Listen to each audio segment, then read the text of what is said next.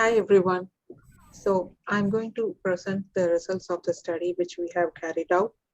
So the title of the study is Using Simulation to Study Communication between Autonomous Vehicles and Vulnerable Road Users.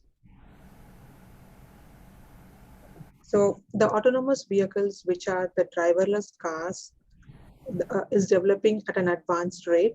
So there is a lot of research and development going on how to make these autonomous vehicles to be safe, because the potential for autonomous vehicles is they have capacity to reduce the number of crashes and also provide smoother traffic flows. They can also be used to transport disabled or older people in a safe manner. So there is a lot of research going on to develop a highly efficient and a proper AV. Um, so one of the particular aspect in traffic is the communication. So apart from all the traffic elements like stop sign or traffic lights, there is communication going on among the road users. So this type of communication is broadly divided as explicit and implicit. In explicit communication, the pedestrian expresses the intent to yield or to cross the road. So the driver may provide the intent to yield by means of eye contact or nodding the head or waving the hand.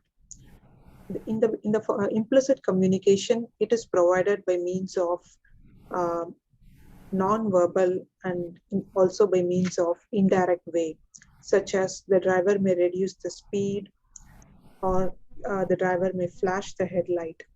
So this is the implicit form of communication. When these autonomous or driverless vehicles are in the road, the challenge for them is how they will communicate the awareness and the intent for the pedestrian during yielding situations. This is particularly problematic when the situation is unsignalized mid-block crossings, where the pedestrian has to determine whether the vehicle will yield to them or not. So one of the proposed methodology for AVs to communicate to the road users is using external human machine interface. The short form is eHMI. So this eHMI can be placed in front of the AV.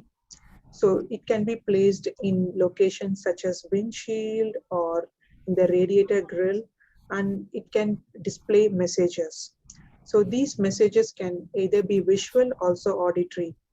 In visual type of eHMIs, as we can see, it can either be in a text form or a symbol form or by means of abstract lights, in which there is light bar around the windshield and the light may flash and yield and show the vehicle's yielding intent. So various research is being carried out to identify some of the good eHMIs that are efficient in communicating the AV's intent to pedestrians. Very few studies have focused on understanding the vehicle kinematics and its contribution to the AV's intent, because research studies have shown that pedestrians are particularly sensitive to the motions of the vehicle. So some of the studies examine this eHMI along with a combination of vehicle kinematics. But there are some research gaps still remain. One thing is the current studies used a constant deceleration model, which is not um, equal to real world deceleration. Also, some of the studies used button press, so that does not reflect actual road crossing. Still, there is not clear distinction between the timing of eHMI and the vehicle behavior. So the goal of our study is to understand the relationship between the implicit kinematics cues, which is the vehicle deceleration, and also the explicit cue, which is the eHMI. So we would like to know how pedestrians base their decisions uh, during the combination of implicit and explicit cue. We also particularly focus on the timing of the eHMI. So we have a pedestrian simulator in our lab. So as you can see, it has 3 screens placed at right angles, forming a 3-walled room, and there are projectors at the back of the screens that project high definition 3D graphical simulation. So we use OptiTrack motion system to track the position and orientation of the participant's head in real time. So the entire simulation is managed using Unity 3D. So the design of our study is, so we have a straight one-lane urban neighborhood in a daytime condition. So let me go back to the slide. So this is the scenario which we used in our study. So it's an urban neighborhood in the daytime condition. It's a single lane road and the crossing type is unsignalized midblock crossing. So each trial consisted of two cars. The first car was a normal car and the second car was an AV car. The way it was shown as an AV car is we used an eHMI, which was a dome on top of the vehicle. So this eHMI was a dynamic lighting component that was present in the AV car. So there are two between subject conditions, which is the eHMI early and eHMI late. And there are three within subject conditions. So as we said, we are also going to implement implicit and explicit. So the implicit cue, which is provided by the vehicle deceleration by means of two types of deceleration, which is the gradual deceleration, abrupt deceleration. So the total number of trials were 36, and among them 12 were having gradual deceleration and the 12 were abrupt deceleration.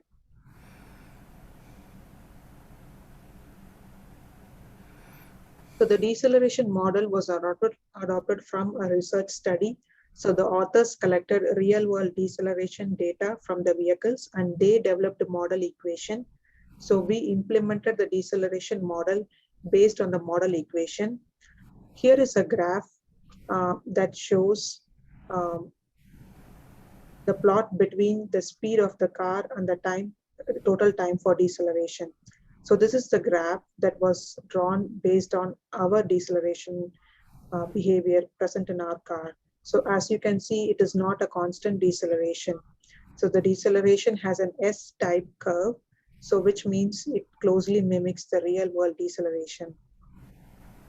So let me explain the deceleration mechanism which we have used in the study. So as I said, there were two types of deceleration, gradual and abrupt. So during gradual deceleration, the autonomous vehicle started to decelerate when it was 48 meters away from the position of the pedestrian. And the total time it took to decelerate and completely stop was 7.26 seconds. And for abrupt deceleration, the deceleration started when the AV car was 26 meters away from the pedestrian. And the total time to decelerate was 3 seconds. So there is a typo here. It's actually 3 seconds, 3.6 seconds.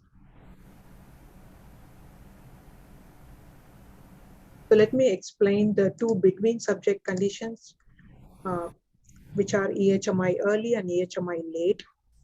So as I said, there were 36 trials and each trial had two cars. The first car was a normal car and the second car was an AV car.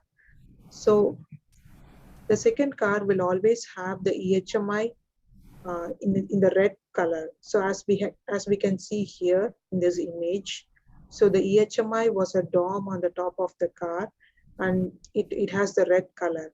So the eHMI will always be red at the beginning of the trial. During the yielding trials, so we know that among the trials, 12 will be yielding and 12 will be yielding with gradual, 12 will be yielding with abrupt, and another 12 was non-yielding. So during the gradual deceleration, the eHMI will slow down gradually, like the car will slow down gradually. And during the abrupt deceleration, the car would slow down abruptly. For the eHMI early condition, the eHMI turned green at the start of the deceleration. So this is the eHMI yielding intent. It means the car is beginning to yield. The eHMI turned back to red during acceleration. So once the eHMI car The eHMI turned green, and once the AV car had completely slowed down and stopped, it waits for 2.5 seconds. And after this time is over, the simulation makes sure that the pedestrian was not inside the roadway. Then the car began to accelerate. So during acceleration, at the beginning of the acceleration, the eHMI turned back to red. For the eHMI late condition, the eHMI turned green at the end of deceleration. So the second car, which was an AV car, began to slow down and completely stop. So at that time, the light turned green. So once the AV car waited and then it began to accelerate, that time the light turned red. So participants in the early condition saw the eHMI yielding intent much earlier than participants in the late condition. So let us discuss the results. So the response variable which we analyzed was called timing of entry. It is a time when the participant just began to cross with respect to the AV car's stop time. It means like when the participant began to cross before the AV car stopped completely, the timing of entry for the participant will be negative. But if the participant crossed after once after the vehicle stopped completely, then the timing of entry was positive. So as we can see here, so we have divided the results based on deceleration type and also based on the eHMI onset type, which is the early and late. So based on deceleration type, let's see.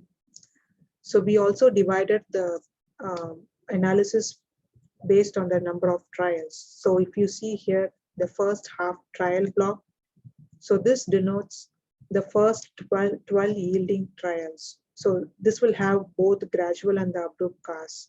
So the second half trial block also means the second half of the yielding trials. So as we can see in the early condition, especially during the gradual slowing, participant entered the road earlier than during abrupt deceleration.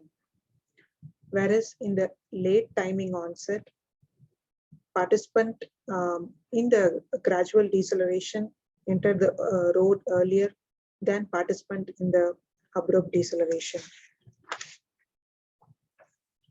When we examine by means of trial block, we can see overall participants entered the road much earlier in the second half of trials than in the first half of trials. This is the case even for the late condition. Overall, participants enter the road earlier in the gradual slowing deceleration type and also for the eHMI early onset type.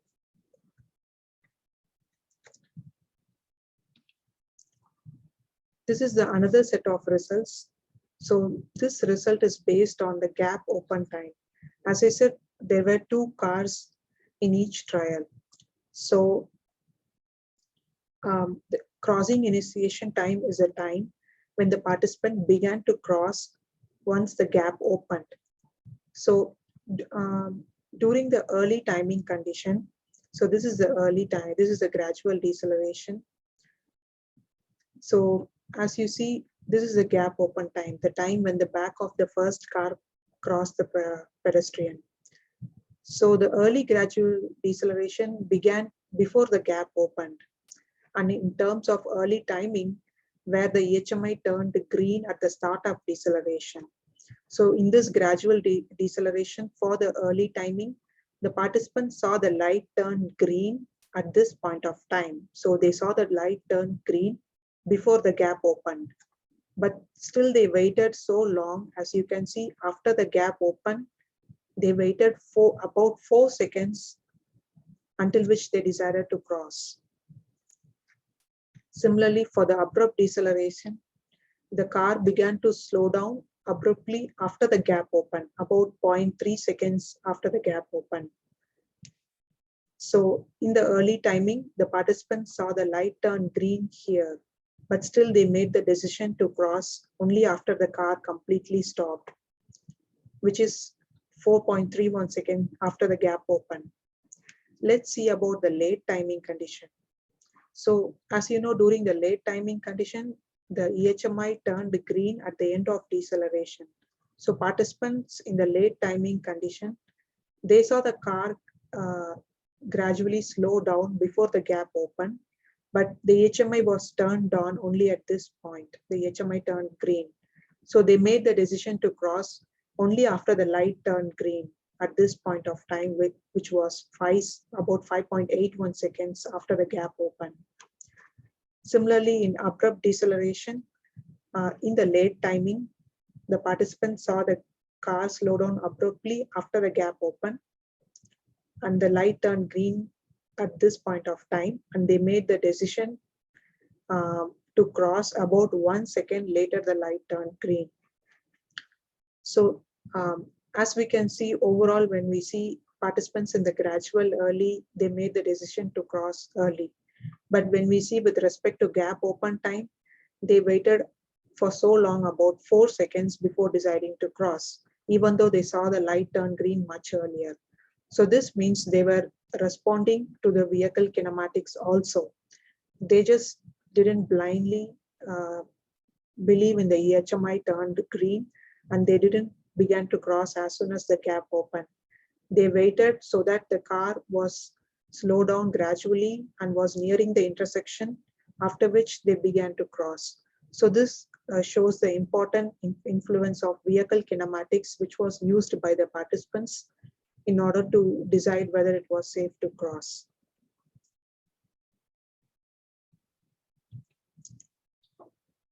So let's see with the conclusion overall, as we can say, pedestrians began to cross earlier in the gradual deceleration than in the abrupt deceleration for both the eHMI timings. With respect to the eHMI timings, participants in the early condition crossed earlier than in participants in the late condition, and also participants in the early gradual deceleration crossed earlier than rest of the other conditions. But when we analyzed with respect to gap open time, we see how the influence of vehicle kinematics was present. So overall, pedestrians base their decisions both to the eHMI and to the vehicle kinematics in deciding when it was safe to cross. So the design implication here is the researchers should consider that multiple cues are used by pedestrians when they make a decision to cross. Also, in a real world traffic, which is much more complicated than a simple one-lane road. So in our scenario, it was a one-lane road, and the trials consisted of only 2 cars in each trial. So, but in a real world traffic, which is much more complicated with different lanes and different type of vehicles. So it is important that the future research should focus on how pedestrians base their decisions with the presence of multiple vehicles and multiple queues. I would like to thank our sponsors for this study, SAFERSIM, NIH, and NSF. I also thank people who were present today. Thank you for your time, and please let me know if you have any questions. Thank you very much, Lakshmi. As she just mentioned, we do have some time for Q&A. Feel free to type your question or comment in the chat box, or if you'd like, feel free to unmute yourself.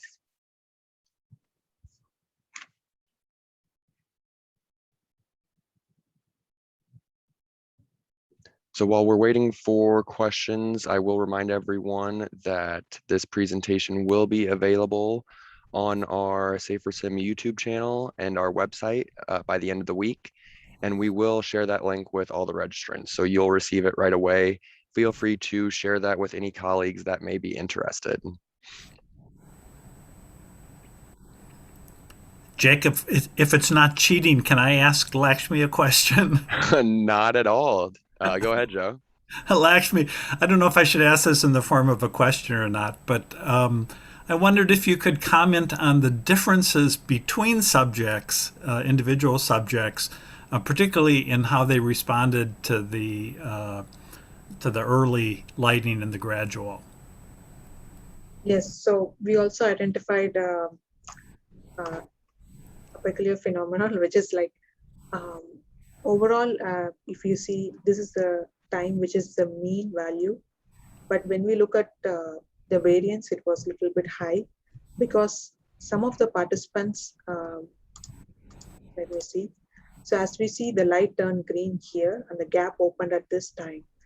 So a very like I will say like some of the participants in this gradual early in this early condition during the gradual deceleration, they began to cross soon after the gap opened, which means they trusted the eHMI. They found that the light turned green, which meant that the AV was about to yield to them.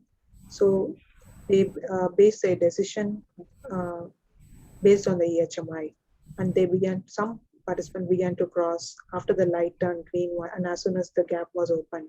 Whereas some of the participants they waited even when the car completely stopped. So this was some of the individual differences we found, but the mean balanced it out.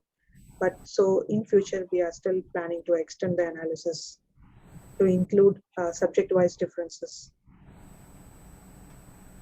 So some people will use the eHMI, some people will use both the eHMI and vehicle kinematics.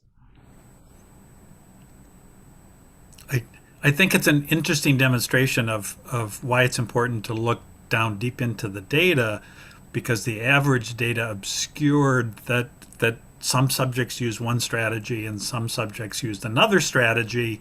And whenever you have multiple cues, there's a possibility that different people will do different things. Yes. That's a good point. Good question.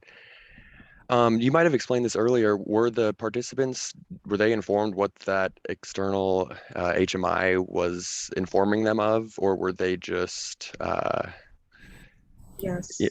Yes. So before the study, we just had like a small like a informed consent. So during that time, we told them. So we always said them the first car would always keep going, and the second car may sometimes yield and sometimes will not yield because yep. they were driverless cars. And we just told them that they had light on top of them that helped to communicate. We didn't explain the mechanism of red and green. So we just said that they had lights to communicate with the pedestrians. Okay, excellent. Thank you.